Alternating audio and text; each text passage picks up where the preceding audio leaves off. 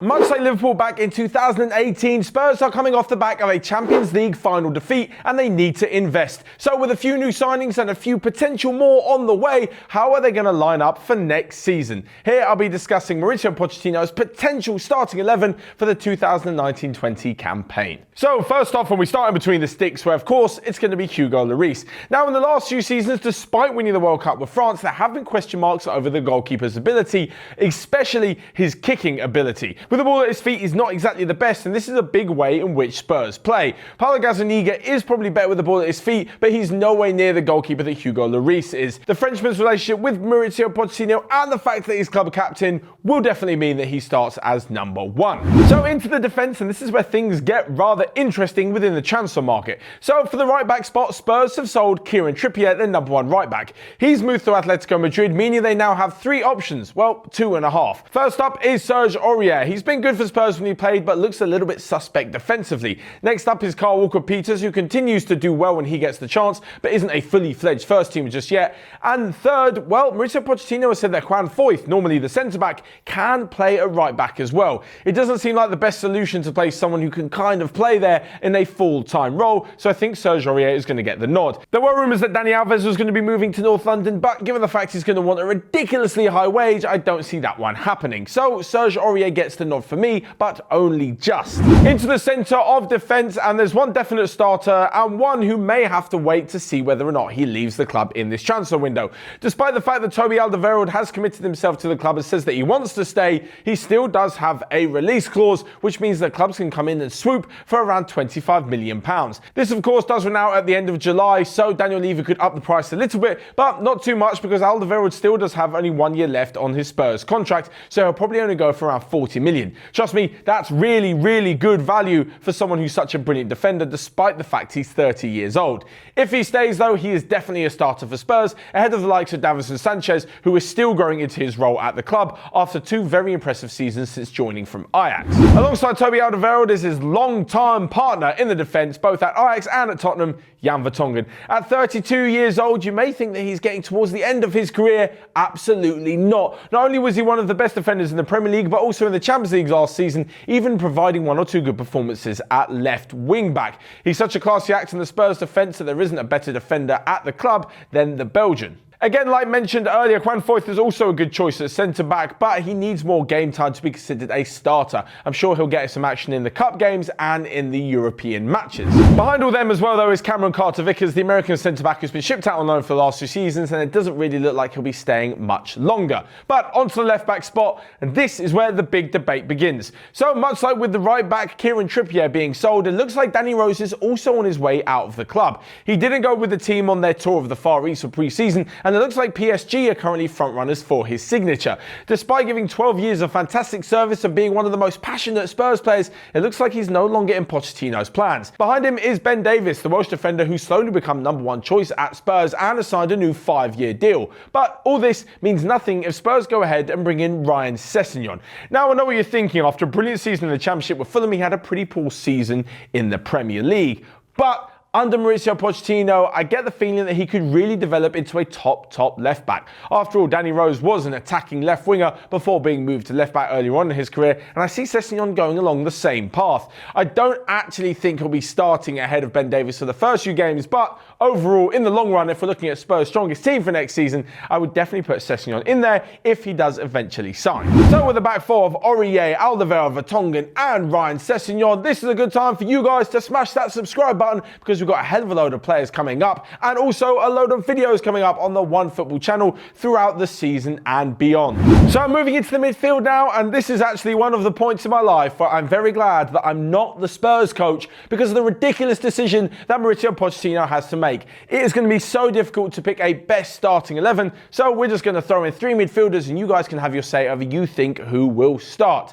First off, I'm going with new signing Tanguy Ndombele. For around £60 million, there's no way that Spurs aren't going to start their star signing. He looks like a brilliant midfielder from what we've seen last year at Lyon in the Champions League and started pretty well with his new club after providing an assist against Juventus just minutes after coming on. Of course, this does mean that the likes of Moussa Sissoko may not be starting. Now, I say this because A, there's other midfielders who I think are going to start, and B, because Ndombele looks like the future, whereas Sissoko looks like he's reached his his limit. Don't get me wrong, he was brilliant last season for Spurs, really turned his career around and was probably their best player throughout the whole season.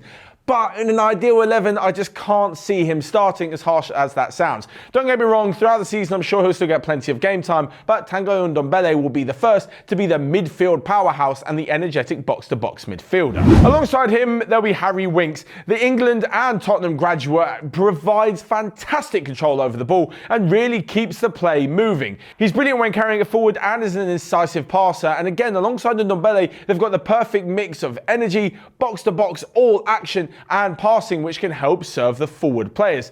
But they'll be complemented by one new potential signing, and that is Giovanni Lo Celso. So if Lo Celso does end up coming to White Hart Lane after Betis completed the signing of Nabil Fekir, I think he'll be in that midfield three, but just slightly further forward. He does have the tendency to drop deep and pick the ball up, but this is where I think Lo Celso, Winks and Ndombele can all switch around. This means that the likes of Eric Dyer and Victor Wanyama won't be in the team. Both of them have brilliant defensive attributes, but I'm not sure they can bring what the others can within the whole unit. They're very good at just standing there, winning the ball back and playing it, but when the likes of Ndombele and Lo Celso can do that and more, I'm just not sure they'll be starting all too often. Oliver Skipp, the young midfielder, is like a mini Harry Winks sort of, and it looks like he'll be getting more minutes but won't be a guaranteed starter throughout the season.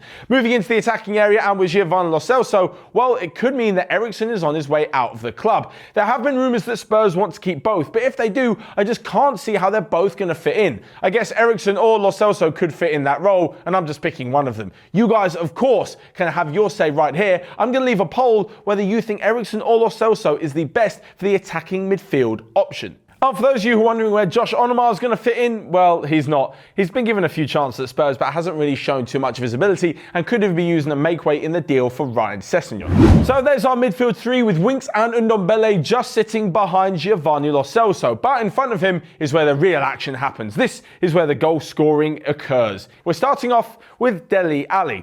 Now, out of all the midfielders and attackers, he actually would have been one of mine to be dropped, considering his performances towards the end of the season. I just don't really think the England international was on his game, and this has come after 3 years of being at the top of his level and probably being quite tired. Alongside this, and this is probably why Spurs want to keep Eriksen as well, he hasn't had much competition for his spot in the team, meaning that he could have been a little bit lax in some games. But when Dele Alli is on his game, he is one hell of an attacking midfielder. I don't see him playing out wide in the Spurs team, but more as someone just off the front of Harry Kane. Ali brings some fantastic movement in this team and can find the space where very few other players can. This isn't exactly the same style of play to the likes of Lucas Moura or Eric Lamela, but I just think Ali will edge them out, especially as Spurs won't be playing with a lot of width. If Lucas Moura does get into the team, I can see him being more of a striker alongside Harry Kane for the ball over the top, but that's only in specific situations, despite the fact, of course, that he did score that hat-trick against Ajax. I'm not sure he could be living off that forever, but he definitely is a fantastic player.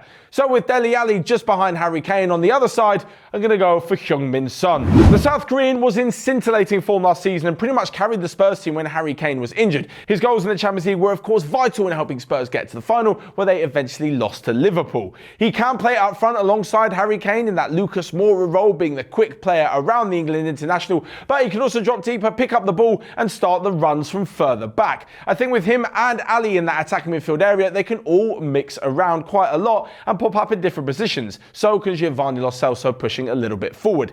It's this creativity and this freedom behind the Spurs front man that allows their main goal-getter, Harry Kane, to get into the box and put the ball in the back of the net. Of course, there isn't actually another striker to compete with Kane at the club, with the likes of Troy Parrott, the 17-year-old, doing well on his debut, but definitely not threatening Kane's position just yet. If he can get a few minutes and learn from the England international in training, I'm sure he'll become a much better player, but it's got to be Harry Kane at the moment. In fact, this is actually one of Spurs' most important tasks in the transfer window, whether or not they can bring in someone to effectively sit behind Harry Kane. It's going to be difficult to convince a player to join the club, like Vincent Janssen, who has just left, when they're going to be sitting behind Kane on the bench and just waiting for him to get injured or drop out of form.